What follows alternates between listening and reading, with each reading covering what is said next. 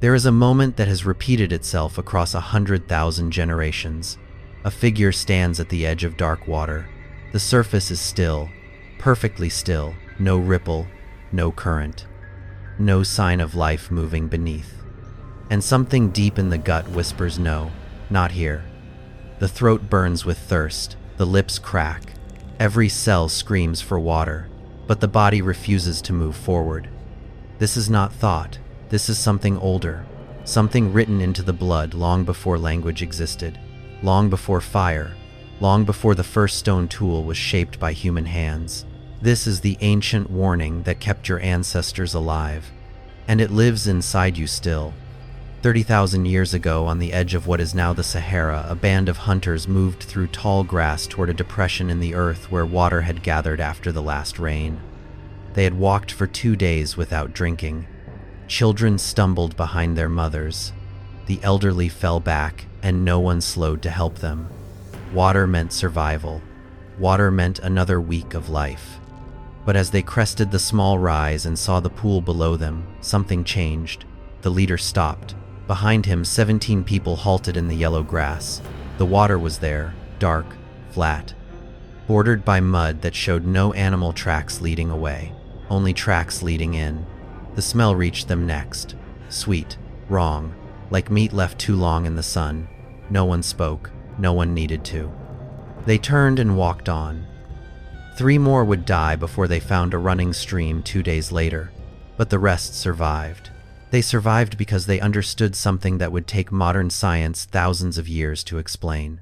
Still water kills. The danger was invisible, microscopic, completely beyond the understanding of any prehistoric human, but the evidence was everywhere if you knew how to read it. A hunter drinks from a quiet pool and 3 days later burns with fever. A child wades into stagnant water and within a week her belly swells with parasites. A clan camps beside a marshland, and by the next moon half of them are dead. These patterns wrote themselves into human memory, not as knowledge that could be spoken, but as instinct that could be felt. The ones who felt the warning lived, the ones who ignored it did not, and so the fear passed down through blood and time until it became part of what we are. The microscopic world that prehistoric humans could not see was more lethal than any predator. Stagnant water became a breeding ground for bacteria that caused dysentery. Amoebas multiplied in warm, still pools waiting to invade the human gut. Parasitic worms laid eggs in shallow water where they could penetrate human skin on contact.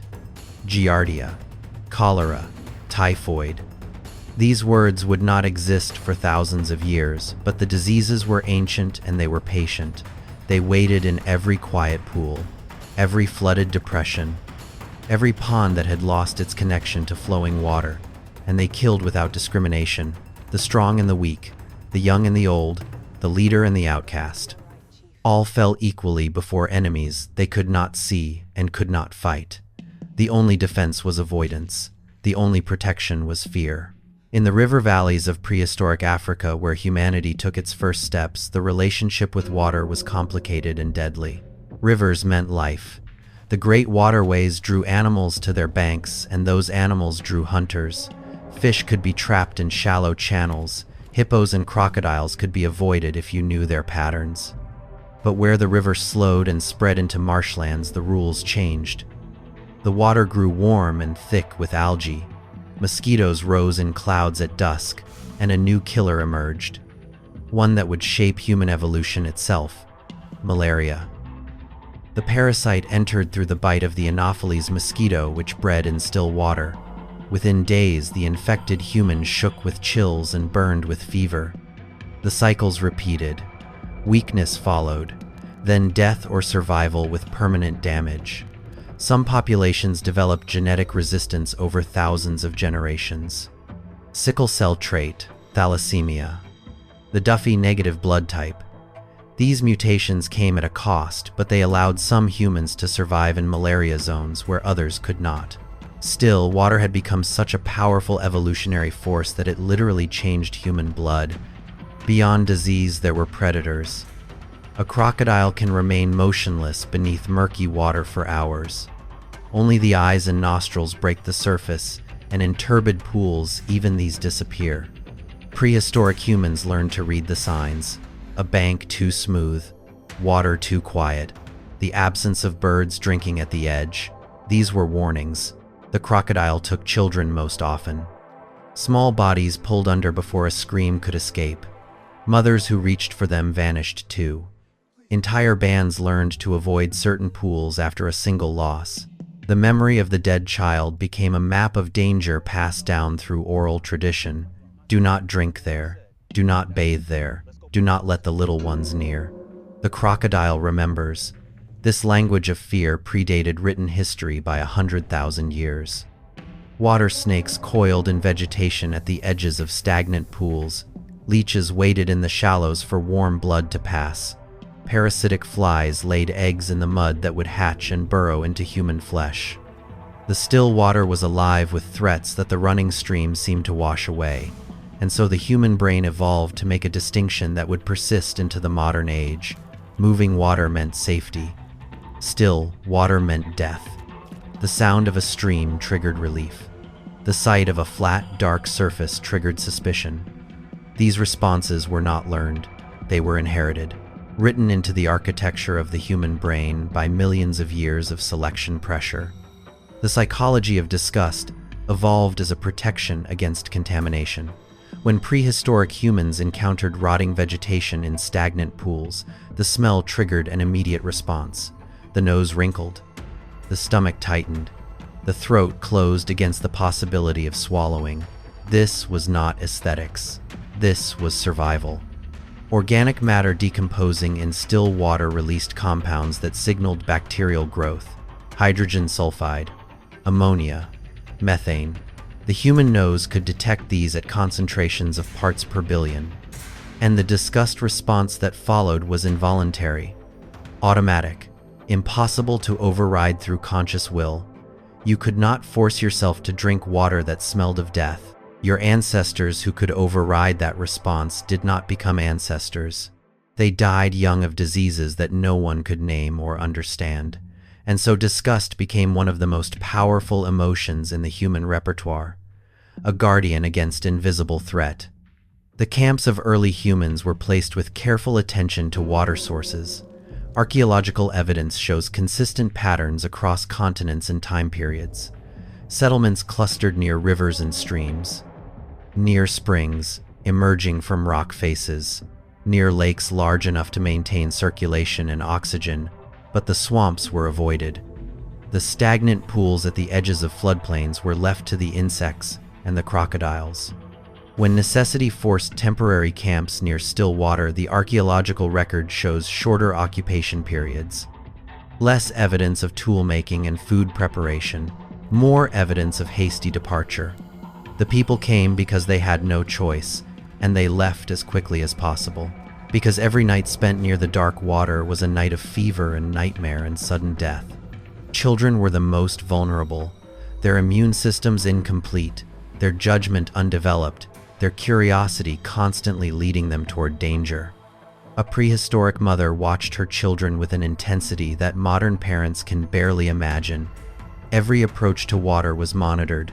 Every attempt to wade into unknown pools was prevented with physical force if necessary. The warnings were repeated until they became automatic. The fear was transmitted from generation to generation, not just through genes, but through behavior, through stories told in the firelight, through songs that named the dangers, through rituals that marked certain waters as forbidden. The cultural transmission of fear reinforced the biological inheritance, and both worked together to keep the species alive. The desperation of thirst created impossible choices. After days without water, the human body begins to fail. The blood thickens, the kidneys strain. The heart labors to push diminishing fluid through narrowing vessels. Hallucinations begin.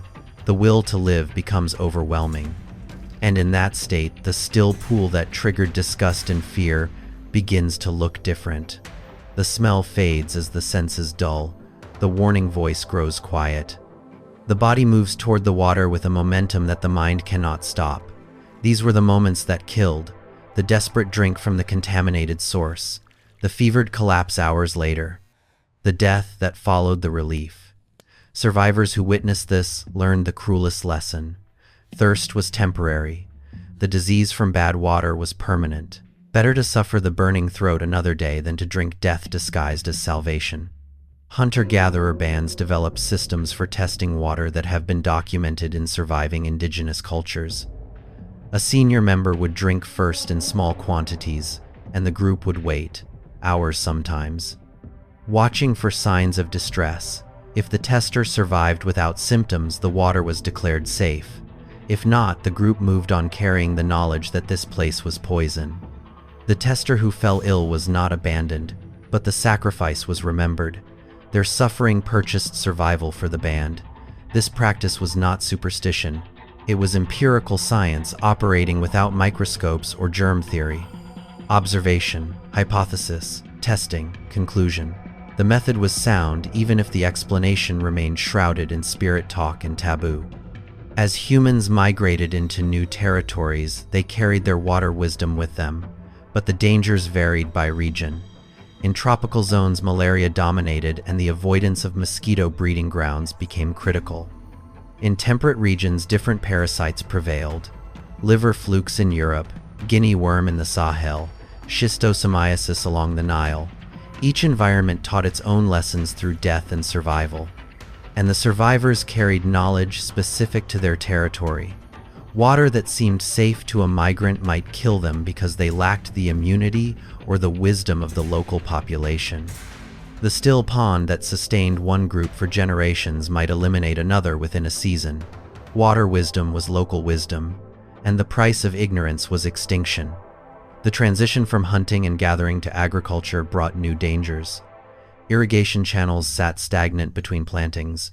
Rice paddies created vast still water surfaces that became mosquito paradises. Human and animal waste contaminated water supplies that no longer flowed fast enough to cleanse themselves. Villages grew around water sources that slowly became toxic as populations increased. The diseases that had stalked small bands now exploded into epidemics. Cholera swept through early cities. Typhoid followed trade routes. Dysentery killed more children than war and famine combined. The ancient fear of still water that had protected hunter-gatherers began to be overridden by the needs of civilization. And civilization paid the price in bodies stacked outside city walls. Yet the instinct persisted. Even as humans built cities around harbors and rivers, they avoided the swamps. Marshlands were drained when technology allowed. Stagnant moats were flushed with fresh water. Public fountains were designed to keep water moving endlessly. The fear that prehistoric humans had felt at the edge of the dark pool was now expressed in architecture and engineering. The Romans built aqueducts that carried mountain water across valleys rather than drink from local stagnant sources. Medieval cities banned the creation of standing water within walls.